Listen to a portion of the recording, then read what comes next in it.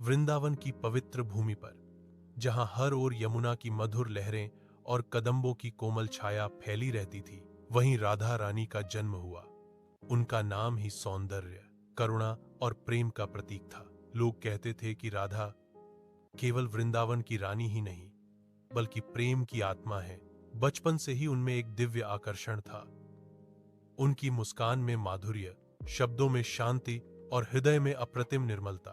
जब भी वे कहीं जाती, वातावरण में एक अनोखी मिठास फैल जाती। श्री कृष्ण उस समय नंदगांव में रहते थे, पर उनका मन अक्सर वृंदावन की ओर खिंच जाता। जब कृष्ण पहली बार राधा से मिले, तो मानो समय ठहर गया। राधा की आंखों में वही अनंत प्रेम था जो कृष्ण के हृदय की गहराइयों में छिपा था। दोनों के बीच का यह प्रेम न सांसारिक था, न साधारण।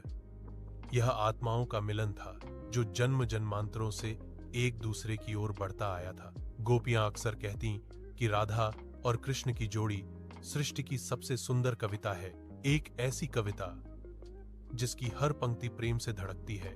राधा और कृष्ण जब भी यमुना तट पर मिलते, उनकी हंसी, उनके गीत और उनकी बांसुरी की धुन पूरे वृंदावन को जीवंत कर देती।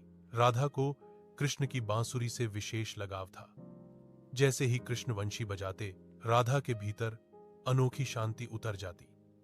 कभी कभी दोनों जंगलों में घूमते, कदम्ब वृक्षों के नीचे बैठकर बातें करते, और कभी रासलीला में गोपियों के साथ आनंदमय नृत्य करते।